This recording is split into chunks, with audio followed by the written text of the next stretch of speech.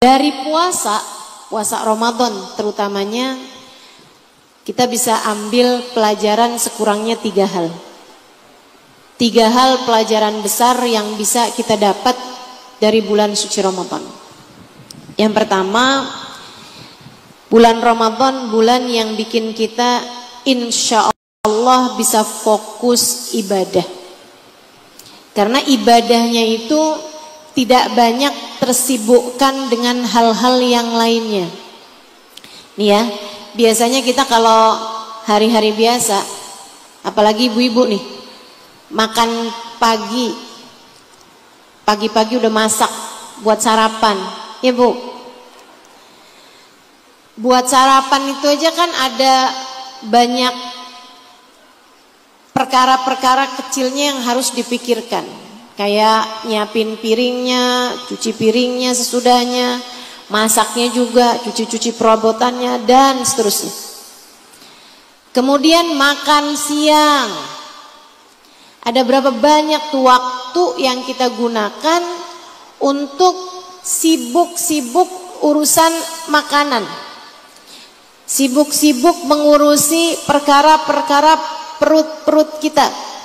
Nah, di bulan suci Ramadan, teman-teman sekalian, diringkes jadi maghrib sama subuh.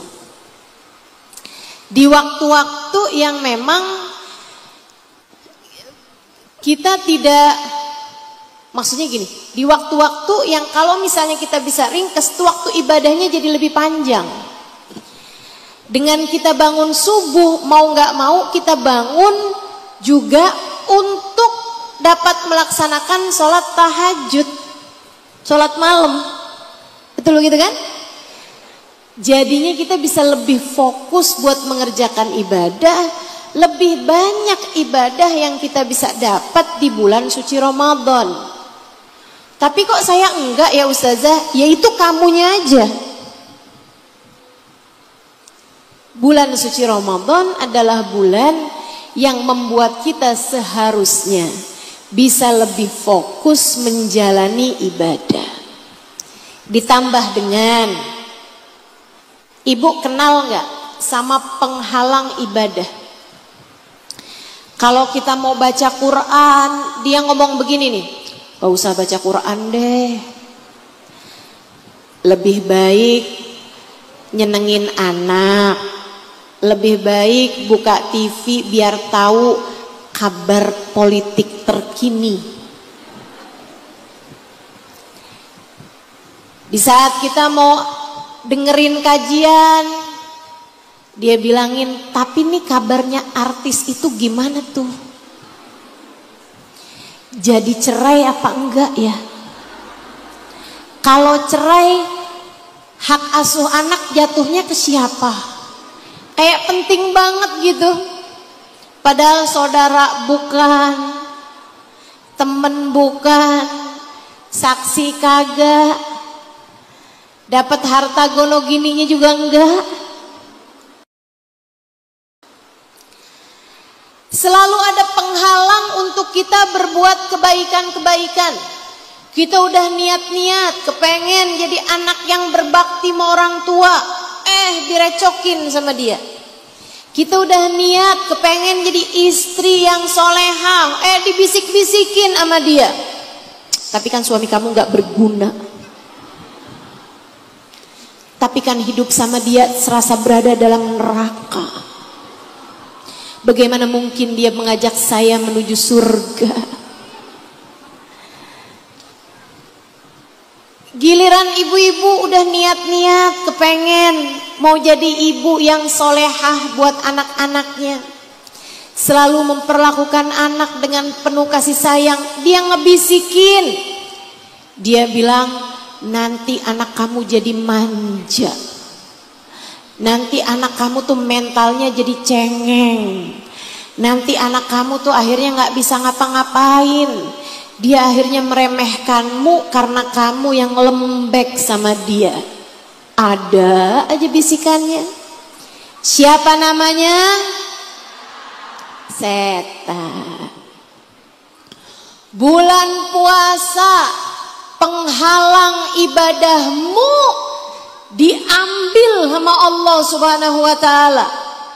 Penghalang ibadahmu yang namanya setan ditarik balik, dibebas tugaskan sebagaimana yang disampaikan Allah Subhanahu wa taala dalam salah satu hadisnya yang disampaikan baginda Nabi besar Muhammad sallallahu alaihi wasallam, "Idza jaa awwalu lailatin min Ramadan, idza jaa Ramadan, futihat abwabul jinan wa ghulliqat abwabun niran wa suffidatis syayatin." Di dalam riwayat yang lain wasulsilatis syayatin. Apabila datang bulan suci Ramadan, pintu-pintu surga dibuka. Ibadah jadi gampang, menuju ke surga jadi gampang. Pintunya udah dibuka, kamu nggak harus ngetuk, kamu nggak harus nunggu sampai pintu tersebut dibukakan bagimu. Pintunya udah ngablak. Wa ghulliqat abwabun niran, pintu neraka ditutup. Artinya kamu jadi sulit berbuat dosa di bulan Ramadan, udah ditutup. Ngapain kamu gedor-gedor? Jadi orang yang bulan Ramadan juga tetap berbuat kemaksiatan kayak orang yang pintu udah ditutup-tutup, digedor-gedor sama dia. Jangan jadi orang yang gedor-gedor pintu neraka. Wasulsilatis syayatin wasuffidatis syayatin, kata Nabi Muhammad, dan di bulan Ramadan setan-setan diikat, dibelenggu, ditarik tugas, diberhentikan sementara, diliburkan sampai kepada bulan suci Ramadan. Jadi kalau ada orang di bulan Ramadan ngajakin kamu berbuat dosa, ngajakin kamu berbuat maksiat, kamu bilang sama dia, perasaan setan udah diikat.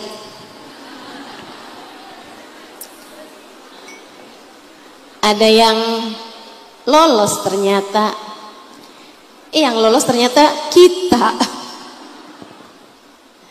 Kitanya udah jadi setan ya, naudzubillah.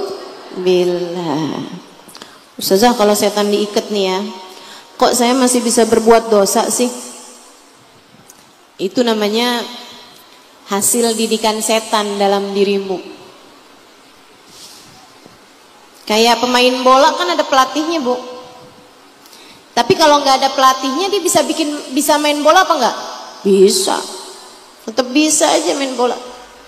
Udah ahli, udah mahir. Kita jangan jadi orang yang kayak begitu. Kita jangan jadi orang yang setan udah diikat, tetap aja kitanya bikin dosa, tetap aja kitanya malas ibadah. Jangan. Mudah-mudahan kita bisa fokus ibadah di bulan suci Ramadan. Amin ya rabbal alamin. Jadi bulan Ramadan itu adalah bulan di mana kita bisa fokus ibadah. Karena penghalang-penghalangnya ibadah sudah dinontugaskan, sudah tidak lagi aktif pada bulan suci Ramadan. Ditarik dari peredaran, gak ada tuh yang ngebisikin di hati kamu buat ninggalin ibadah. Ada ustazah, tetap aja. Itu bukan setan, tapi hawa nafsu. Bisikan dari nafsumu sendiri. Kamu berarti hanya tinggal menundukkan hawa nafsumu. Gimana caranya?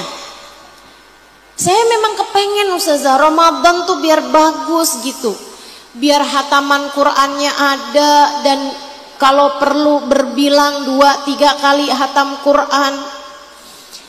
Pengen terawihnya jangan bolong-bolong gitu. Tiap malam bisa ngerjain terawih dengan bilangan yang sempurna 20 rakaat, tambah witirnya 3. Kalau perlu witirnya sempurnakan jadi 11. Pengen.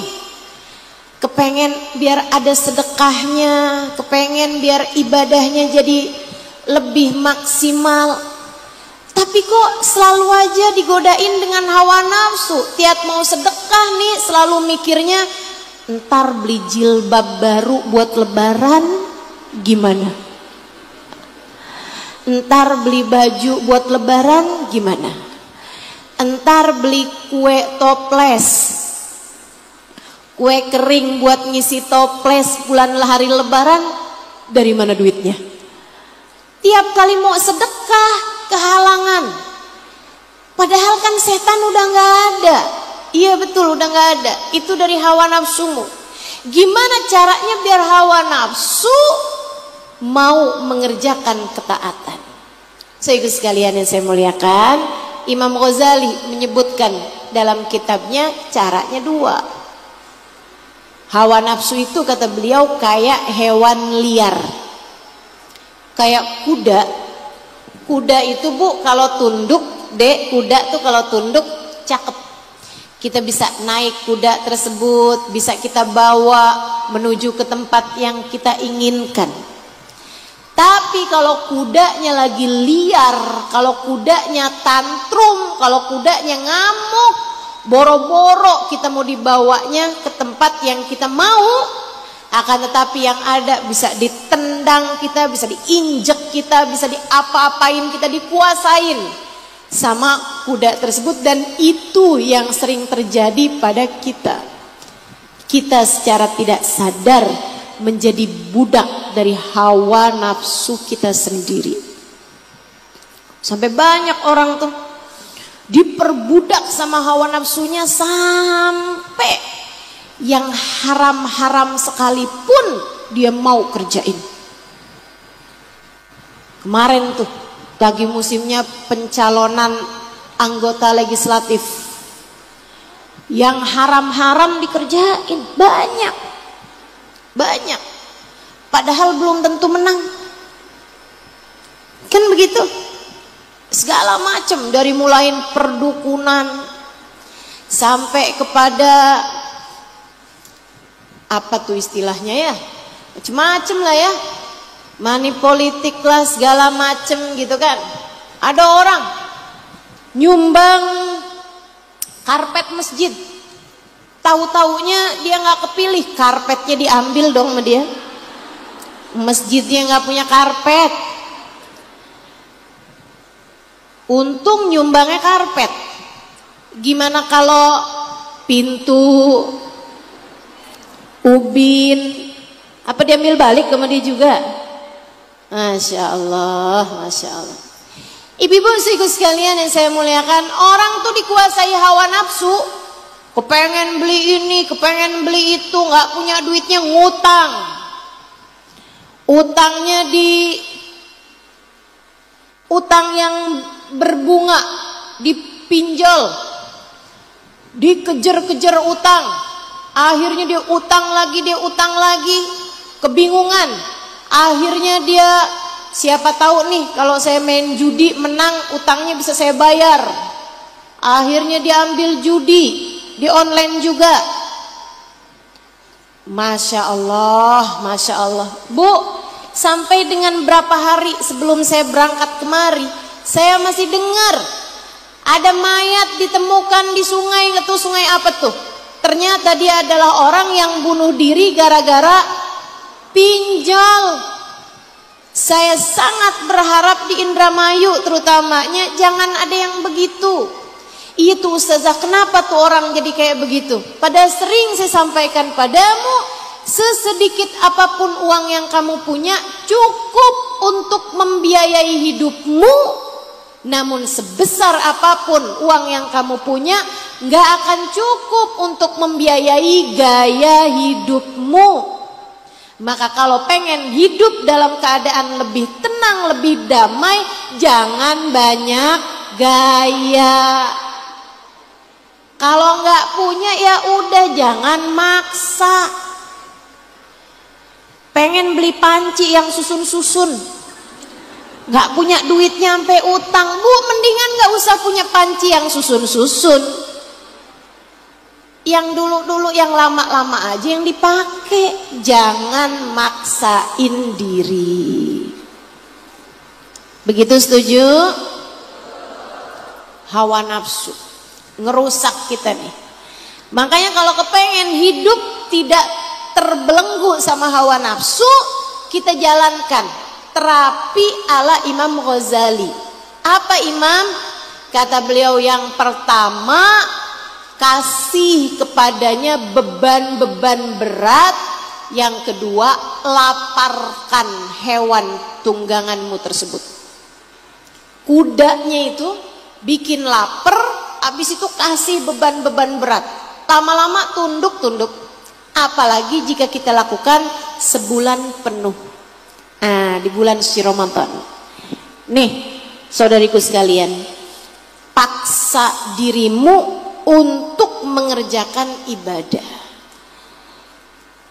Prioritaskan ibadahmu. Paksain. Para ulama itu ibadahnya, orang-orang soleh, ahli ibadah, para wali lah. Saudariku sekalian, itu ibadahnya sudah jadi hobi. Kata baginda kita Nabi besar Muhammad, wa ju'ilat qurratu aini fis shalah.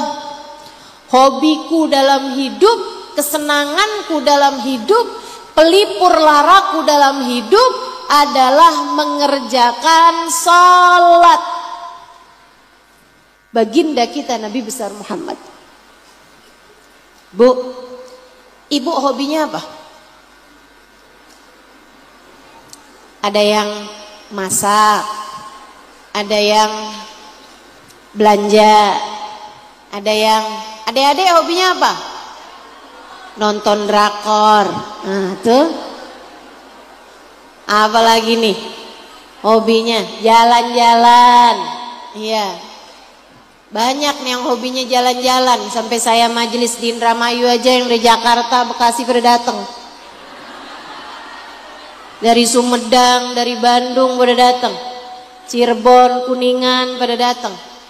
Saya sih husnuzon memang segitu senengnya buat hadir majelis, segitu senengnya buat hadir maulid, bacaan maulid gitu ya, tawasul bareng-bareng sama saya gitu. Saya sih husnuzon. Tapi sisi suudon saya,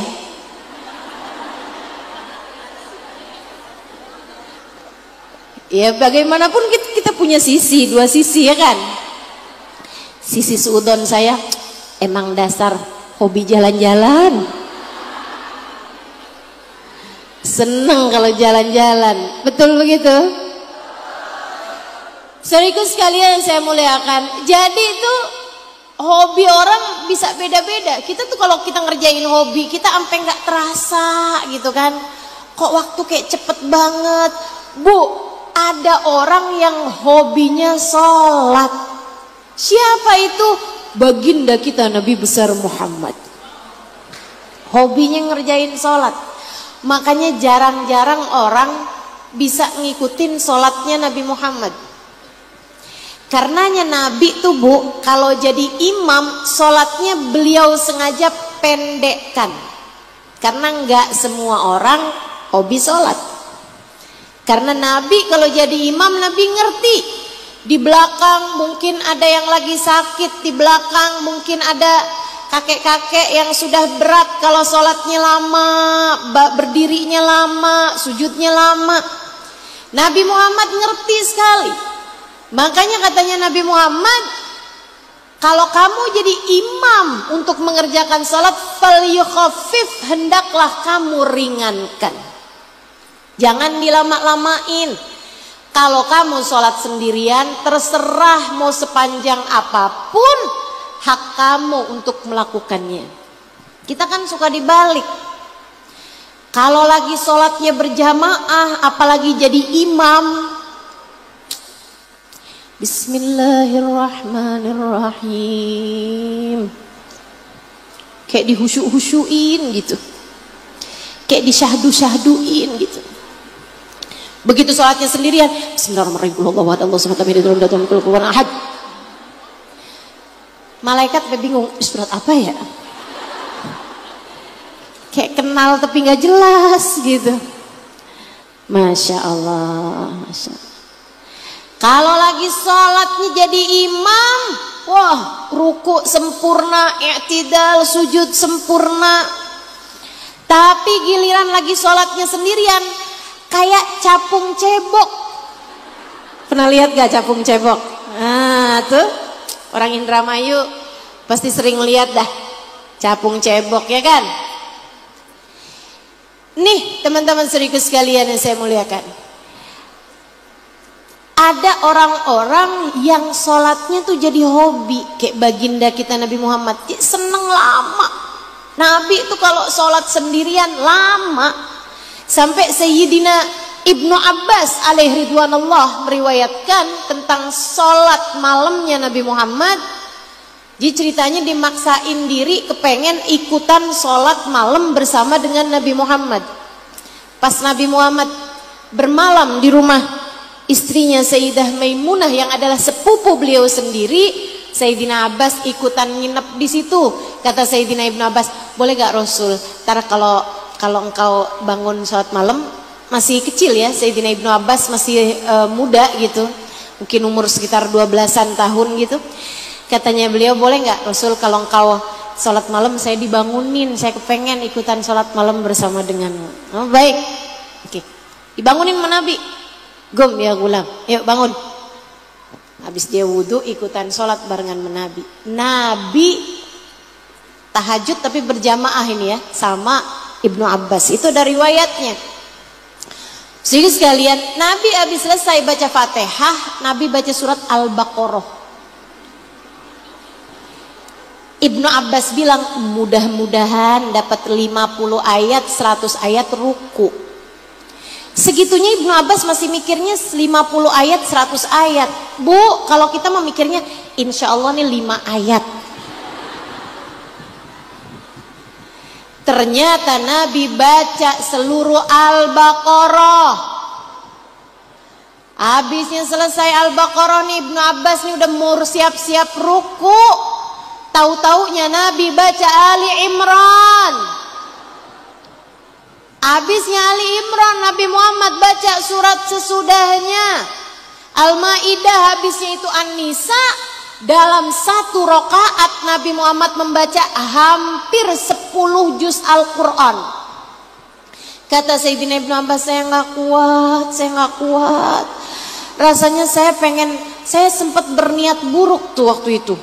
Apaan? Syekh, waktu Ibnu Abbas cerita nih udah Nabi Muhammad udah wafat ya, beliau udah jadi guru di Madinah. Kata Ibnu Abbas, saya berniat saya mau selesaikan sholat saya sendiri aja, mau mufarokoh aja. Sholat sama Nabi mufarokoh, gimana ceritanya tuh? Dia bilang, tapi saya teruskan juga sampai akhirnya selesai salam. Panjang bener, dah kapok saya ikutan sholat sama Nabi Muhammad. Nabi Muhammad kalau sendirian sholatnya panjang. Kalau berjamaah jadi imam tentu saja sholatnya pendek. Kenapa Nabi bisa sholat segitu panjangnya? Karena Nabi seneng. Karena Nabi hobi. Emang bisa ustazah orang hobinya ibadah? Bisa.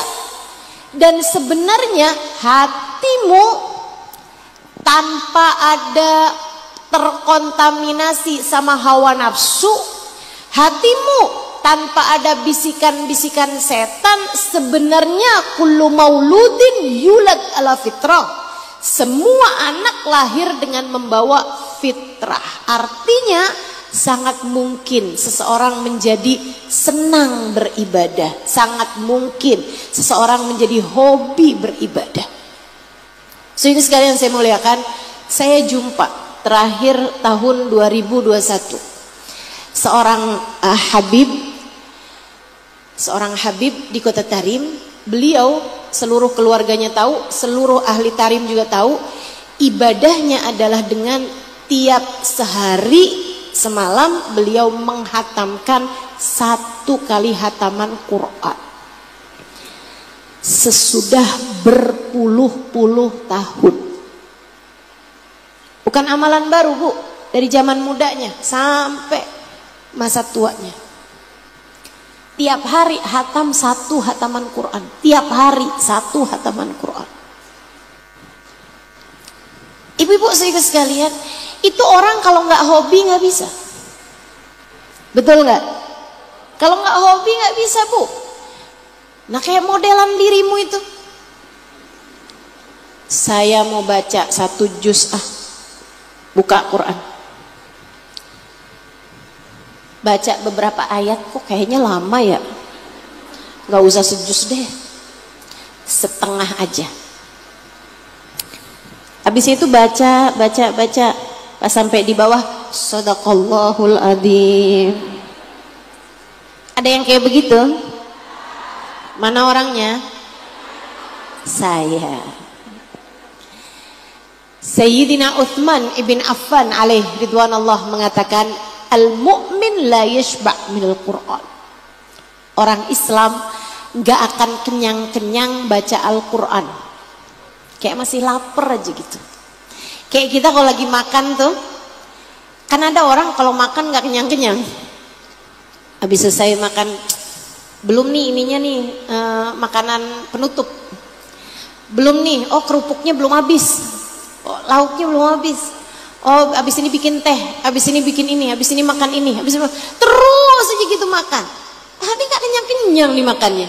Orang mukmin kayak gitu sama Al-Quran.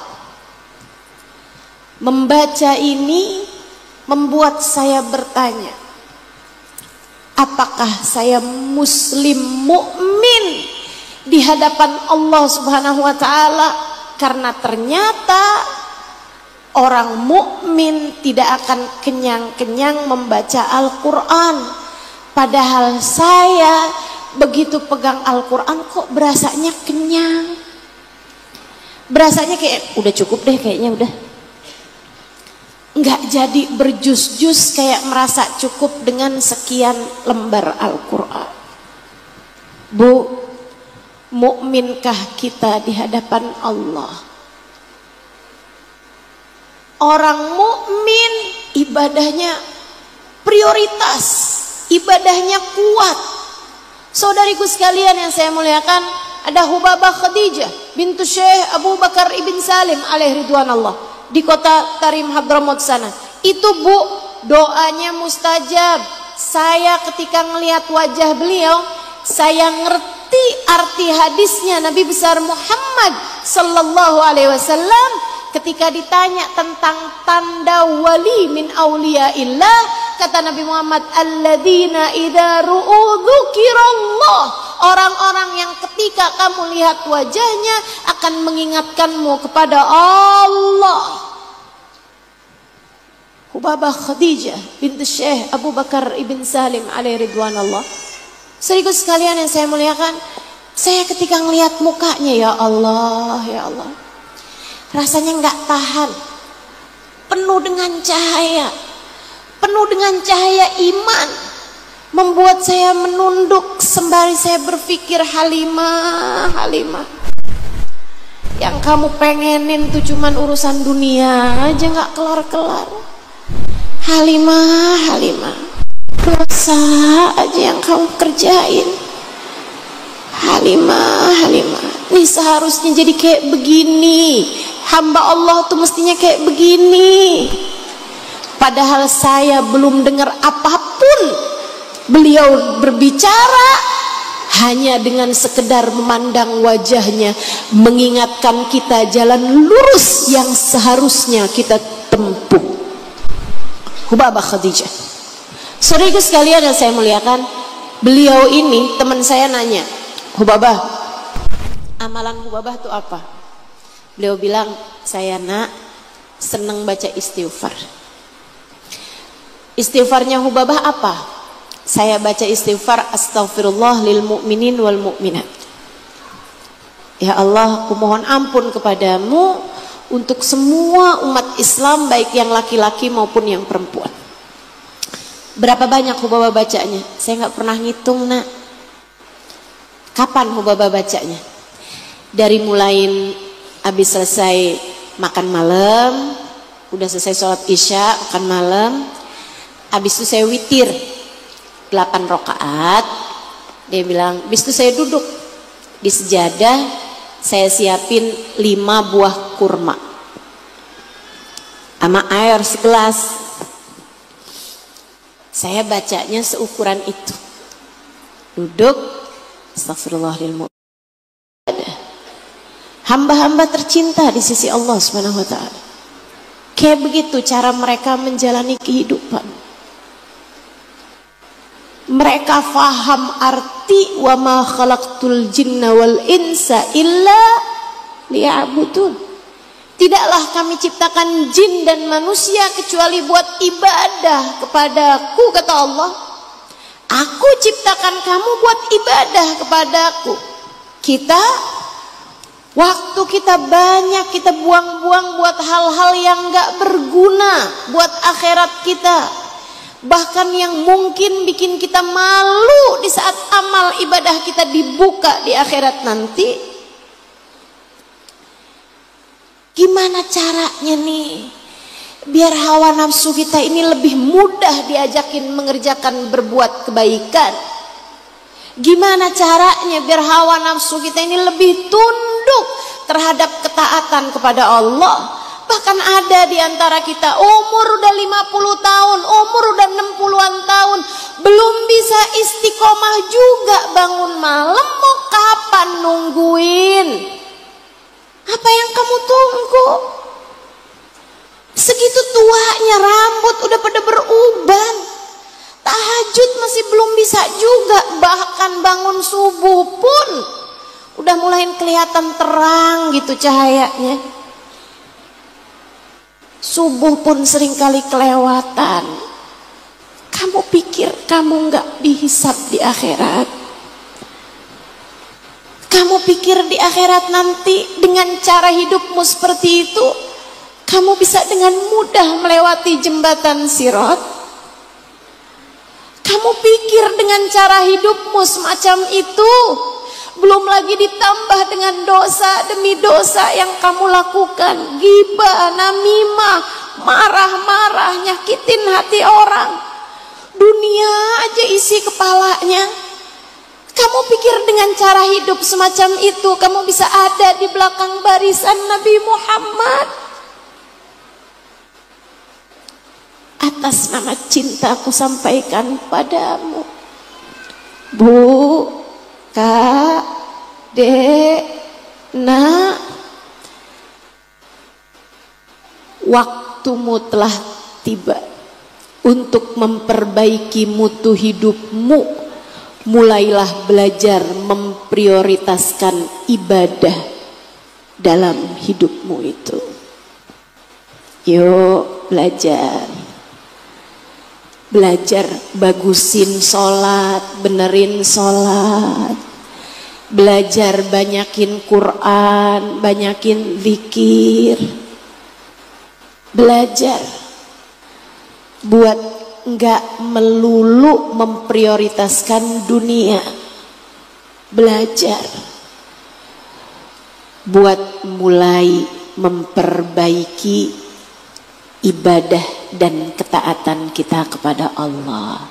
Insya bulan Ramadan waktunya Traweh jangan bolong. Insya ambil rokaatnya yang benar. Traweh itu 20 rokaat. 3 rokaatnya namanya sholat witir. Jangan nyari yang paling cepat. Jangan nyari yang paling sedikit rokaatnya.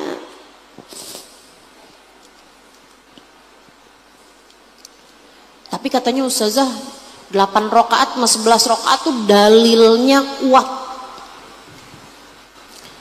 Kalau yang 20 rakaat amat tambah 3 rakaat tuh katanya dalilnya lemah. Kamu tahu apa urusan kuat melemah?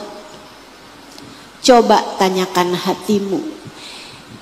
Jangan-jangan ucapanmu tersebut berasal dari hawa nafsu yang gak kepengen sholatnya panjang. Jangan-jangan ucapanmu tersebut berasal dari hawa nafsu yang males buat ibadah. Itu untung aja orang tuh kemudian mikirnya 8 berdasar dari hadisnya Sayyidah Aisyah. Ini kalau misalnya nih ada yang cari-cari dalil, cari-cari gitu, kemudian dia mutusin sholat raweh tuh 2 rakaat aja udah cukup. Saya khawatir nih umat pada milih yang 2 rakaat. 20 rakaat sholat sunnah tarawih. Mudah-mudahan dapat kita jalankan dengan maksimal di Ramadan kita yang kali ini. Amin. Yang serius bilangnya amin. Yang serius niatnya amin. Kita minta pada Allah Subhanahu wa taala, ya man waffaqa ahlil khair lil khair wa antahum alaih waffiqna lil khair wa inna alaih birahmatik ya arhamar rahimin wa bijudik ya ajwadal ajwadin innahu waliyyu dzalika wal qadir alaih. Ya Allah, Engkaulah yang memberi hidayah kepada seseorang, memberi kemudahan seseorang untuk beribadah, dan Engkau membantu mereka, meringankan mereka dalam mengerjakan ibadahnya. Ya Allah, kami minta padamu, bantu ringankanlah kami dalam mengerjakan ibadah kepadamu. Ya Allah, ya Allah, ya Allah. Insya Allah. Kenapa sih Ustazah emang tarawih segitu pentingnya? Penting. Saya banyak baca hadis mengenai Ramadan. Hampir semua fadilah yang dijanjikan oleh Allah di bulan suci Ramadan selalu menggabungkan antara puasa sama tarawih. Man shoma Ramadan wa qamahu imanan wa ihtisaban ghufira lahu ma taqaddam min dhanbihi. Siapa yang bulan Ramadan puasanya bagus, tarawihnya bagus, maka dia akan diampuni dosa-dosanya. Man shoma Ramadan wa qamahu imanan wa ihtisaban kharaj min dunubihi kayawm waladathu ummu. Siapa yang puasa Ramadannya bagus, tarawihnya bagus, maka dia akan keluar dari bulan Ramadan dalam keadaan seperti bayi yang baru dilahirkan dari rahim ibunya. Ada banyak tuh hadis-hadis mengenai fadilahnya Ramadan. Saudara sekalian, Allah Subhanahu wa taala minta kita untuk menggabungkan puasanya biar benar, sama tarawihnya juga jangan ditinggal. Jadi kita niat tahun ini tarawihnya semuanya sempurna, nggak ada bolong-bolongnya. Insya amin ya rabbal alamin. Tarawihnya habis itu biar ada bangun malamnya. Kalau bangun malam tuh jangan cuma nyiapin sahur doang, ya. Bangun dini hari tuh jangan cuma nyiapin sahur doang, tapi biar dapat 2 rakaat, 4 rakaat, gitu kan? Dari sholat tahajud kita biar kebiasaan. Habis selesai bulan Ramadan, jangan kemudian, udah kelar dah. Nggak gitu. Kita teruskan bangun malamnya. Walaupun nggak buat sahur, akan tetapi kita kerjakan terus ibadah-ibadah kita pada Allah Subhanahu wa taala. Insya Allah. Bu, saya banyak ketemu orang soleh. Saya banyak ketemu perempuan-perempuan soleha. Gak ada yang gak bangun malam loh bu. Gak ada yang gak bangun malam. Bahkan Nabi Muhammad mengatakan, ma'ukidatil wilayah illa fi jawfil lail. Tidak diberikan kewalian kepada seseorang kecuali di waktu sepertiga malam terakhir. Bahkan Nabi Muhammad alaihissalam mengatakan, rak'atan fi jawfil lail kanz min kunuzil jannah. 2 rakaat aja kamu kerjakan di waktu malam merupakan tabunganmu, simpananmu, bekalanmu buat surgamu nanti. Kamu yang kepengen di akhirat masuk surga, maka yuk belajar buat bangun di waktu malam, sholat barang 2 rakaat, 4 rakaat sebelum subuh, kemudian doa, minta sama Allah. Teman saya sampai bilang, saya nggak percaya ada doa di waktu sepertiga malam terakhir yang nggak diijabah sama Allah. Apalagi kalau model muka-mukamu tuh kayak banyak masalah gitu. Cobain bangun waktu malam, minta sama Allah, ya Allah, liatin saya ya Allah, sayangi saya ya Allah seperti Engkau telah menyayangi hamba-hamba tercinta di sisimu. Liatin anak-anak saya ya Allah, jaga mereka seperti Engkau telah menjaga anaknya para kekasih-kekasihmu, seperti mana Engkau telah menjaga hamba-hamba tercinta di sisimu. Ya Allah, saya sayang sama anak saya ya Allah. Seperti apapun keadaan mereka, saya minta kepadamu, sayangi juga anak-anak saya ya Allah. Sebagai ibu, kamu bisa bikin apa sama anakmu selain doa? Bisa jagain anak 24 jam? Gak bisa. Apalagi kalau anak udah mulai sekolah, udah mulai bergaul gitu kan. Gak takut Bu? Ibu gak takut anaknya kena pergaulan yang salah? Ibu gak takut?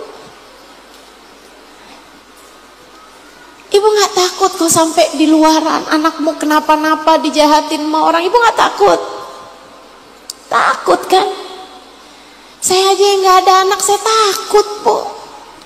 Orang-orang yang saya sayangi saya doain gitu. Ayolah, yuk. Hal terbaik yang bisa kamu lakukan buat anakmu adalah kamu doakan di jam-jam dimana Allah Subhanahu wa ta'ala memang sedang mencari hambanya. Siapa nih yang lagi ibadah? Siapa nih yang lagi berdoa? Aku akan beri apa yang dia inginkan. Ayo ibu-ibu sekalian yang saya muliakan, apapun aja yang kamu mau, urusan duniamu, urusan agamamu, semuanya minta sama Allah Subhanahu wa ta'ala. Cari waktunya yang gak punya banyak saingan. Di sepertiga malam yang terakhir, sainganmu gak banyak. Kalau di jam-jam siang kayak begini nih, jam habis maghrib misalnya, habis isya, kamu doa, ribuan orang lain juga berdoa. Punya banyak saingan kita. Tapi kalau sepertiga malam yang terakhir, itu memang waktu pilihan Allah buat hamba-hamba tercinta di sisinya. Semoga kamu menjadi salah satunya. Amin.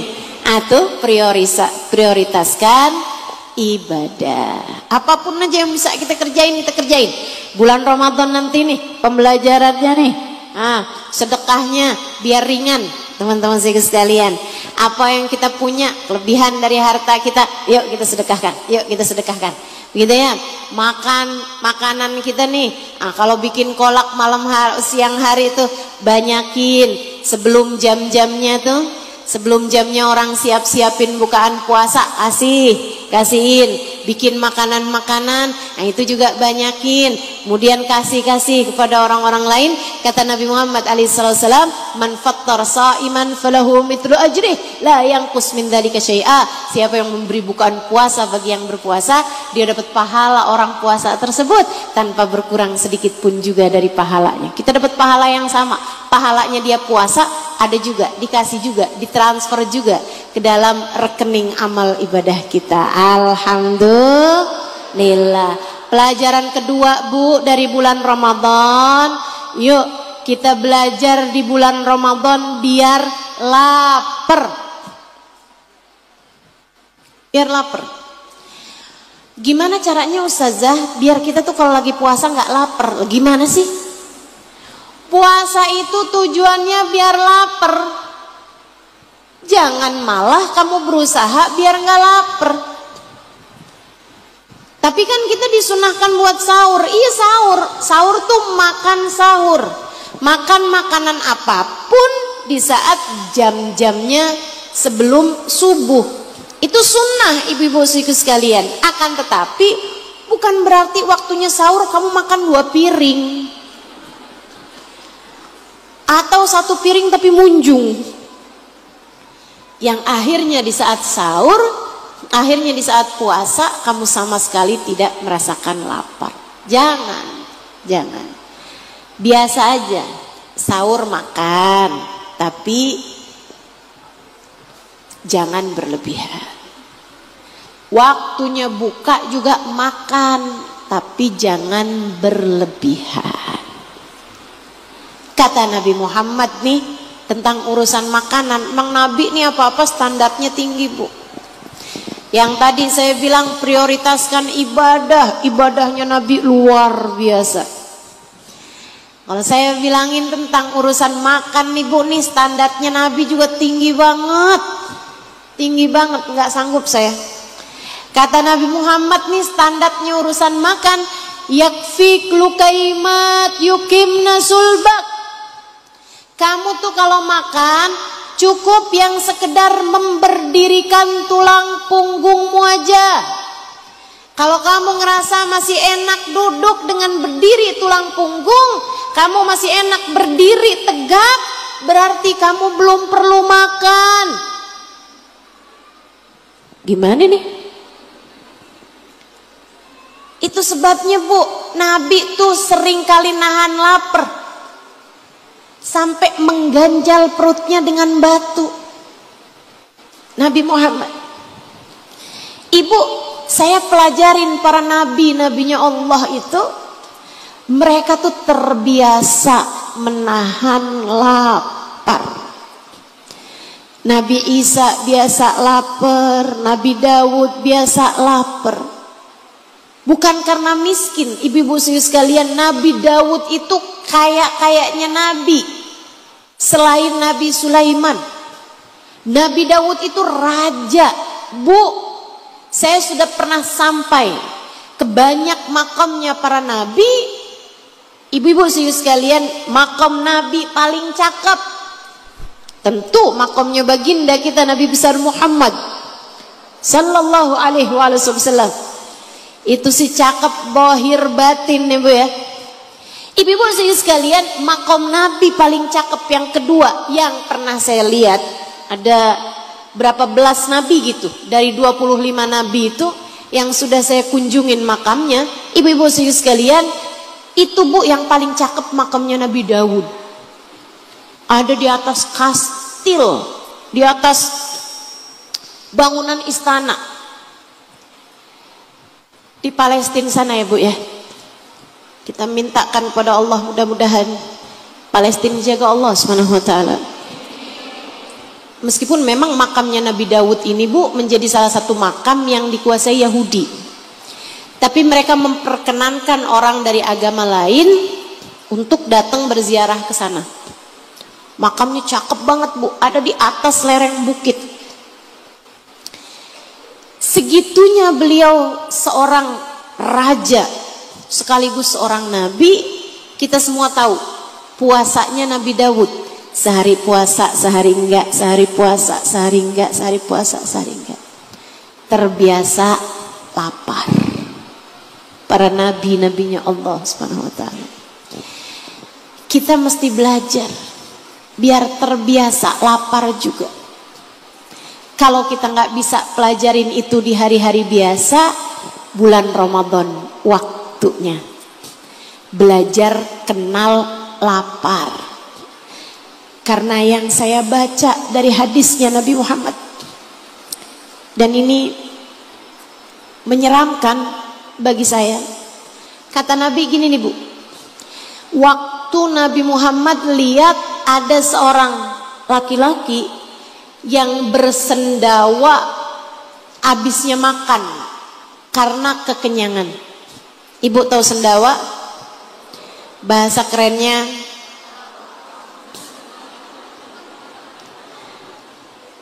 Betahak ya. Kalau bahasa Indonesia namanya apa? Atob. Oh iya ingat saya atob. Bahasa Jawa Timur gelegean. Itu bahasa Arabnya jutha. Nabi Muhammad lihat ada orang habis selesai makan, dia makan banyak. Habis selesai makan dia gini. Nabi lihat dia, Nabi nggak seneng. Kata Nabi gini, ya hadza kufa'an kejuthak. Pak, tahanin tuh sendawanya, tahanin atobnya, kata Nabi gitu. So jangan kenceng-kenceng gitu, tahanin. Fa inna man tala shib'uhu fid dunya tala ju'uhu yaumal qiyamah. Karena siapa orang yang panjang kenyangnya di dunia, akan panjang laparnya di akhirat nanti. Serem benar. Kita hari-hari biasa kadang-kadang lupa buat belajar lapar. Sekurangnya bulan suci Ramadan, yuk ingatkan diri buat belajar lapar. Karena lapar tuh banyak manfaatnya. Lapar itu banyak faidahnya.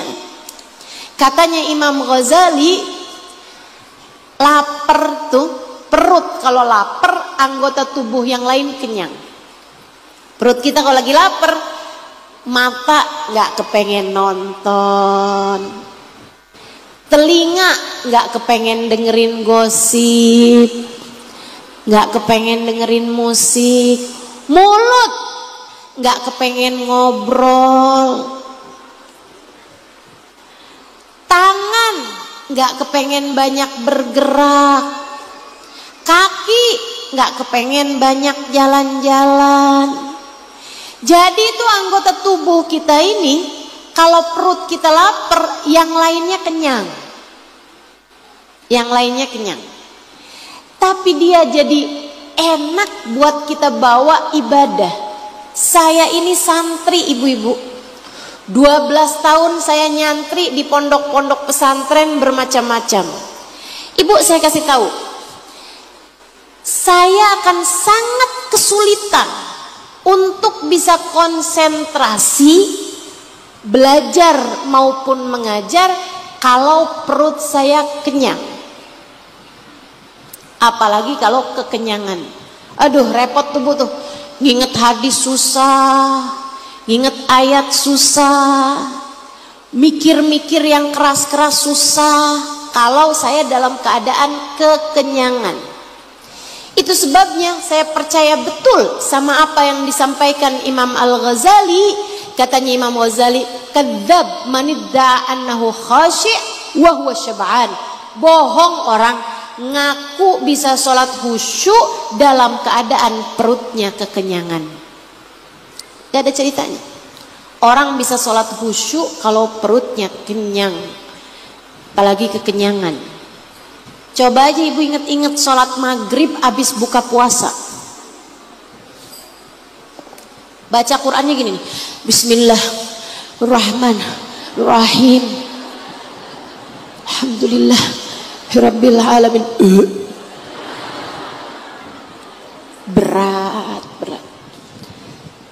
Berat sholatmu, bawaan mau terawihnya berat. Kalau kamu buka puasanya terlampau kenyang. Yuk belajar buat nahan lapar di waktu kita puasa. Belajar untuk enggak kekenyangan di waktu kita berbuka, di waktu malam hari di mana kita diperbolehkan makan. Jangan sampai puasa kita isinya sepanjang siang tidur, sepanjang malam makan. Ada yang begitu? Mana orangnya? Tahun kemarin. Tahun ini insya Allah enggak. Amin. tahun ini siang banyak baca Quran, malam hari tarawihnya panjang, ibadahnya panjang, doa istighfarnya panjang, zikirnya panjang. Amin ya rabbal alamin. Belajar buat lapar, penting. Dengan lapar kamu bisa lebih ngerti rasanya orang-orang yang dalam keadaan kelaparan. Berapa hari yang lalu saya ada lihat satu video, ada seorang ibu dikasih roti di Palestina sana. Itu dia ngambil makanannya dengan panik, rotinya tuh dia makan panik. Sebelum dia makan dicium tuh roti kering, roti biasa, hash namanya itu ya. Dia ciumin dulu, habis itu dimakan sama dia. Terus dia bilang gini, wallahi innahu la'aklal jannah. Dia bilang, ya Allah, demi Allah nih, ini roti makanan surga, nih makanan surga nih pasti nih. Enak banget makanan surga nih. Dia berasanya makanan itu enak banget, Bu. Dia bilang makanan surga. Kenapa? Apakah memang seenak itu? Enggak. Ditanya udah berapa lama ibu gak makan, dia bilang 3 hari saya gak makan.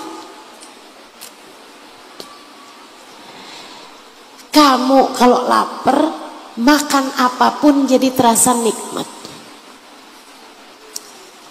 Karenanya dari sini kita belajar. Kalau kamu berasa saya kok gak enak makan ya sekarang, bukan dengan kamu cari makanan apa nih yang saya nafsu, bukan. Kalau kamu berasa saya gak enak makan ini, gak enak makan itu, kurangi makannya, laperin dirinya. Cobain, gak enak makan nih, puasa dah. Atau kalaupun gak puasa, laperin. Nanti kalau udah bener-bener lapar, makan apapun berasa jadi makanan surga. Ingat kalau kamu lagi buka puasa tuh, es teh manis rasanya kayak apaan coba? Ya Allah, kayaknya di surga gak ada apa sungai dari es teh manis. Kayak seenak itu gitu, es teh manis di saat lagi buka puasa.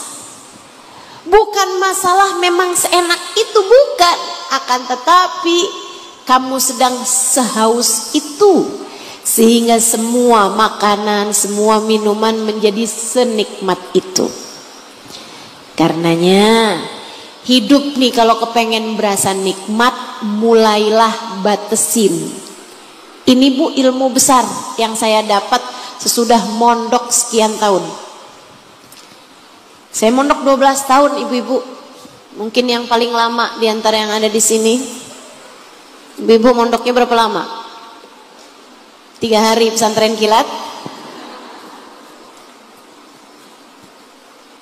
Saudariku sekalian yang saya muliakan, kamu kalau kepengen misalnya gini ya. Ini udah saya coba berulang-ulang kali. Saya kalau ngerasa kok saya susah tidur. Misalnya ada hari-hari di mana saya susah tidur gitu. Kalau enggak karena kepikiran 1 hal, 2 hal gitu ya. Memang kadang-kadang kan karena ada kepikiran jadi susah tidur. Ini kadang-kadang ada waktunya di mana memang susah aja tidur gitu. Saya nggak ngerti apakah orang-orang lain juga merasakan hal yang sama atau enggak. Tapi saya memang diantara saya ngerasa diri saya kadang ada masanya di mana saya susah tidur. Itu Bu obatnya, bukan dengan saya minum pil tidur. Obatnya bukan dengan saya cari tempat tidur mana yang paling empuk, saya ganti ini itu, misalnya ganti spraynya, ganti bantalnya yang lebih empuk atau apa gitu, bukan. Saya tahu obatnya. Kalau saya susah tidur, sama halnya dengan kalau saya susah makan, batasilah kenikmatan itu. Batasin. Saya akan kasih diri saya, oke, kamu nggak boleh tidur banyak-banyak Halimah, tidur kamu udah kebanyakan. Sekarang kamu tidurnya sehari hanya boleh 4 jam. Saya batasin. Jadi saat malam udah ngantuk sekalipun belum boleh tidur. Saya bawa, apalagi kan memang jadwal kajian, terutamanya kalau di luar-luar kota itu kan padat sekali, dari satu majelis yang lain berangkat lagi keluar kota, berangkat lagi keluar kota. Ngantuk-ngantuk saya tahanin, nggak boleh tidur, kamu nggak boleh tidur. Udah nggak boleh tidur, belum waktunya tidur, nggak boleh tidur. Itu ibu-ibu sekalian, tidurnya jadi nikmat banget sesudah saya membatasi tidur saya. Itu sebabnya kalau kamu lihat guru-guru kita, para habaib-habaib kita, kalau kamu buka video-video para ulama-ulama di kota Tarim di bulan suci Ramadan, atau kalau kamu lihat video guru kami Sayyidil Habib Umar bin Hafid misalnya di majelis maulid misalnya gitu, saya sangat sering memandang beliau sedang dalam keadaan tidur di masjid, tidur di majelis. Bukan kayak kamu, Bu, kalau ketiduran di majelis sebabnya karena senderan di tiang deket sama kipas, dengerin suara saya berasa kayak didongengin. Gak gitu.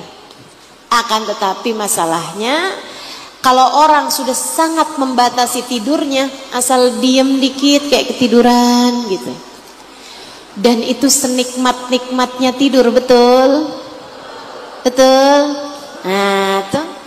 Maka ibu-ibu sekalian nih di bulan suci Ramadan, kita batasin makan dengan lapar, batasin tidur dengan begadang. Batasin semuanya biar sedikit-sedikit.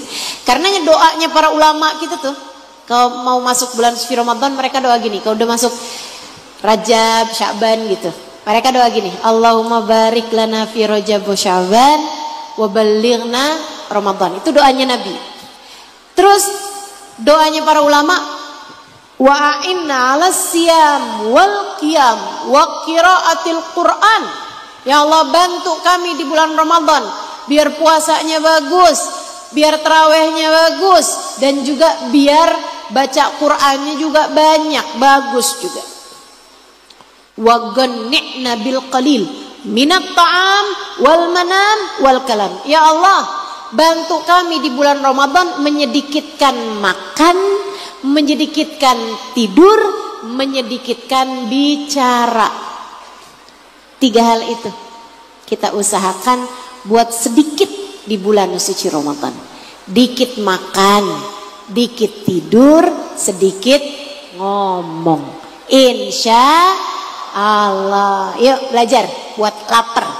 Yang ketiga yang bisa kita pelajari dari bulan suci Ramadan, yang mudah-mudahan dapat kita amalkan, bisa kita fahami dari bulan suci Ramadan adalah ketidakbergantungan kita terhadap apapun selain Allah. Bu, ini saya yakin nih, ibu-ibu nih kalau yang pagi tadi nggak sarapan, ini jam segini nih berasanya kayak yang Ibu ya, berasa apa Bu?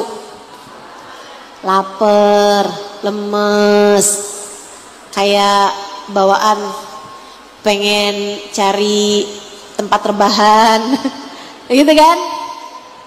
Begitu bergantungnya kita sama makanan dan minuman di hari-hari biasa. Di bulan suci Ramadan Allah kepengen kita tidak bergantung bahkan kepada yang paling pokok dari keberlangsungan hidup kita, yaitu makanan dan minuman. Kita nih selama hidup nih Bu, kayaknya yang paling bergantung kita rasakan kan, tentu saja selain daripada nafas ya Bu ya, kalau itu sih memang kayak harus gitu kan. Tapi selain daripada itu gitu, kayaknya yang paling utama tuh kayak yang air, minum, sama makan. Makanya Bu, orang kalau di luar Islam tuh aneh sama ibadah puasa kita gitu. Ya ampun, kok kuat ya orang Islam buat puasa gitu. Gak makan, gak minum dari subuh ke maghrib, ya Allah. Apalagi kalau subuh sama maghribnya di negara-negara Eropa di musim dingin. Ibu, saya pernah ada di Australia, jam 9 malam itu mataharinya terang Bu, belum maghrib. Maghribnya jam 10. Ibu kebayang gak tuh?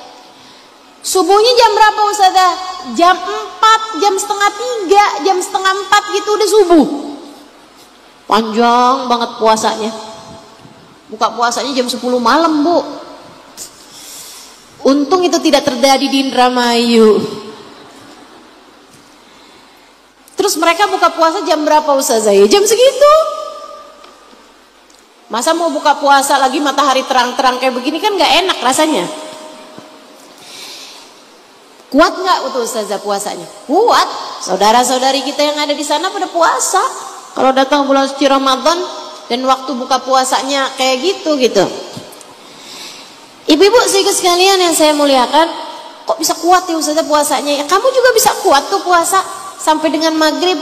Itu juga aneh kalau dibandingkan dengan hari-hari kamu biasanya. Jam segini belum minum dari subuh sampai sekarang. Allah, tenggorokan kering banget. Dari subuh sampai sekarang kamu misalnya belum makan apa-apa gitu, udah berasa perutnya keroncongan. Tapi alhamdulillah, kalau bulan Ramadan kok kita kuat aja ya puasa. Alhamdulillah, Allah lagi mau ngajarin kita Bu. Tuh liatin, makanan, minuman yang kamu pikir kamu bergantung penuh kepadanya, ternyata nggak segitunya. Kamu kuat aja tuh nggak makan, nggak minum sampai maghrib. Apalagi hal-hal yang lain kamu kuat. Saya nggak kuat kalau sampai saya duitnya sedikit. Kuat. Saya nggak kuat kalau sampai saya nggak punya suami. Kuat. Ama makan, ama minum yang kamu pikir kamu nggak kuat tanpa kehadirannya dalam sepanjang hari, segitunya Allah buktikan kita semuanya kuat menjalani itu. Sebulan, bukan sehari 2 hari, sebulan tanpa makan, tanpa minum sepanjang hari, dari subuh ke maghrib kita kuat. Allah lagi mau ngajarin sama kita semuanya, wahai hambaku, kamu tidak bergantung pada makanan, kamu tidak bergantung pada minum, kamu hanya bergantung kepadaku.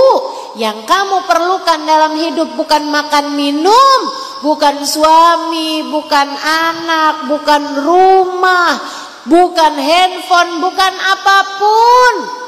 Akan tetapi kamu hanya bergantung kepadaku, kepada Allah.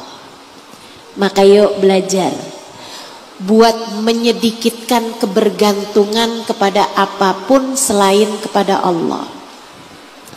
Para istri yang hidupmu kamu rasa sangat bergantung kepada suamimu, kamu merasakan saya rasanya nggak bisa hidup tanpa dia, sampai segala cara kamu tempuh untuk membuat hati suamimu tidak berpaling darimu, sampai kadang-kadang yang haram-haram kamu kerjakan.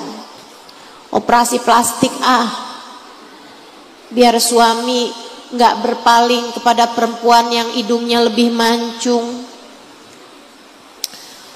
Kamu jagain badan sampai segitunya, naik sekilo aja pusing. Nanti kalau badan saya nggak langsing lagi, suami saya akan berpaling hati.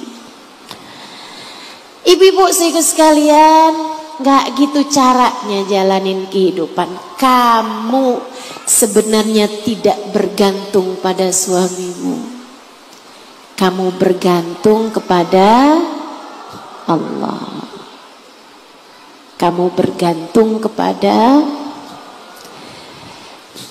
Kalau anak saya kenapa-napa ntar gimana? Kalau anak saya nanti kawin kemudian dia ninggalin saya, dia sibuk sama keluarga barunya gimana? Kalau gitu anak saya jangan sampai kawin. Kalaupun dia kawin harus tinggal bersama dengan saya. Saya nggak mau jauh dari anak saya. Nggak gitu Bu, nggak gitu, nggak gitu. Jangan takut, jangan takut. Ustazah, tapi nyatanya kayak gitu Ustazah. Saya udah tua, saya ditinggalin sama semua orang. Anak-anak saya nggak ada sama saya Ustazah. Tenang, tenang, tenang. Kamu sekarang anak udah pergi meninggalkanmu, tinggal di luar kota jauh darimu. Suami kamu udah meninggal dunia misalnya. Kamu rasa hidup kamu gak ada yang ngurusin, tenang, ada Allah bersama denganmu. Kamu sebenarnya tidak sebegitunya bergantung kepada manusia. Bahkan kepada makanan minuman sekalipun sebenarnya kamu gak sebegitu bergantungnya. Kamu hanya bergantung kepada zat yang menghidupkan dan mematikan, zat yang membahagiakan atau menyengsarakan. Namanya Allah wasyafi wal kafi. Dialah sang penyembuh, dialah yang mencukupi. Hasbunallah wa ni'mal. Kita cukup dengan Allah. Kita cukup dengan Allah. Ni'mal wakil. Dialah seindah-indah zat yang diserahi berbagai macam urusan. Yuk belajar untuk tidak menggantungkan hati kepada siapapun. Insya itu 3 hal bisa kita pelajari dari bulan suci Ramadan. Malam pertama Ramadan nanti namanya Lailat Nadrah, malam pandangan cinta dari Allah SWT. Besok malam siap-siapin diri ya. Jangan terlalu capek hari itu, biar malamnya kamu jangan cuman tidur. Bisa terawih kamu tidur, besok paginya cuman keburu waktu buat makan sahur gitu. Jangan. Usahakan malam hari itu kamu ibadah sebaik-baiknya. Jangan cuman ibadah zahir. Usahakan ibadah batin, ibadah hati. Besok malam baca Quran, baca istighfar, baca zikir, doa. Banyakin doa. Kamu bilang, ya Allah, ampuni segala dosa. Munajat, kamu inget-ingetin dosamu. Kamu inget-ingetin kesalahan-kesalahanmu. Linangkan air matamu, mohon ampun pada Allah Subhanahu wa taala. Mengadulah kepadanya, minta kepadanya, ya Allah, liatin saya ya Allah, liatin saya ya Allah. Liatin saya ya Allah, liatin anak-anak saya ya Allah, liatin suami saya, liatin orang tua saya. Sayangi kami semuanya ya Allah, seperti Engkau telah menyayangi hamba-hamba yang tercinta di sisimu. Saya memang gak pantas buat Engkau liatin dengan cinta. Hati saya banyak aib-aibnya ya Allah. Saya gak pantas Kau lihat dengan cinta. Ibadah saya masih begitu jauh dari sempurna. Ya Allah, saya masih belum pantas Kau lihat dengan cinta. Hati saya masih mudah suudzon, masih mudah membenci orang lain. Akan tetapi saya hamba-Mu ya Allah, gak ada yang bisa benerin hati saya selain Engkau, gak ada yang bisa benerin ibadah saya selain Engkau ya Allah. Saya minta padamu, pandang saya dengan pandangan cinta-Mu. Kasihanilah saya sebagai hamba-Mu ya Allah. Liatin saya ya Allah, liatin saya ya Allah. Kenapa minta diliatin? Karena malam pertama Lailat Nadhrah, malam pandangan cintanya Allah. Idza jaa awwalul lailatin min Ramadan, nadarallahu ila ibadihi bi'ainir rahmah. Apabila datang malam pertama Ramadan, Allah akan pandang hamba-hambanya dengan pandangan penuh cinta. Dipandang Allah dengan pandangan cinta. Ibu dipandang suami dengan pandangan cinta aja beda. Dipandang anak dengan pandangan cinta aja beda. Dipandang guru kita dengan pandangan cinta aja beda, Bu. Gimana dipandang Allah? Allah memandangmu dengan pandangan cinta.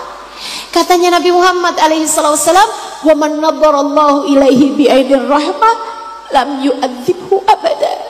Siapa yang dipandang Allah dengan pandangan penuh cinta, Allah tak akan pernah tega untuk menyakiti dia sampai kapanpun. Allah tidak akan tega untuk menyiksa dia dimanapun dan kapanpun dia berada. Sekali kamu dipandang dengan pandangan cinta, Allah tidak akan menyengsarakanmu di dalam kuburmu. Allah tak akan menyengsarakanmu di saat sakaratul mautmu. Allah tak akan menyengsarakanmu di padang mahsyar. Dan Allah tak akan menyengsarakanmu di hari kiamat. Bahkan Allah tak akan menyengsarakanmu di sisa hidupmu. Di sisa hidupmu. Betapa pentingnya kita sama besok malam itu. Betapa pentingnya kita sama besok malam itu. Siapin hati. Allah itu ngelihat dohir, tapi lebih banyak lagi ngelihat batin. Allah banyak melihat badanmu, tapi Allah lebih banyak lagi ngelihat hatimu. Yang Allah lihat tuh hati. Hati yang menunduk, hati yang ngaku salah, hati yang ngaku dosa, hati yang bersimpuh di hadapan Allah, hati yang sujud pada Allah Subhanahu wa ta'ala. Sampaikanlah besok malam banyak-banyak doa seperti ini. Ala yallah binadrah minal ainir rahimah tudawi kullama bi min amradin saqimah. Ala yallah binadrah minal ainir rahimah tudawi kullama bi min amradin saqimah. Ya Allah, tolong lihatin saya ya Allah, tolong lihatin saya ya Allah. Ala ya Allah binadrah, tolong lihatin saya ya Allah. Minal ainir rahimah, dengan pandangan cintamu. Pandang aku dengan pandangan kasih sayangmu. Tudawi kullama bi, sembuhin saya ya Allah.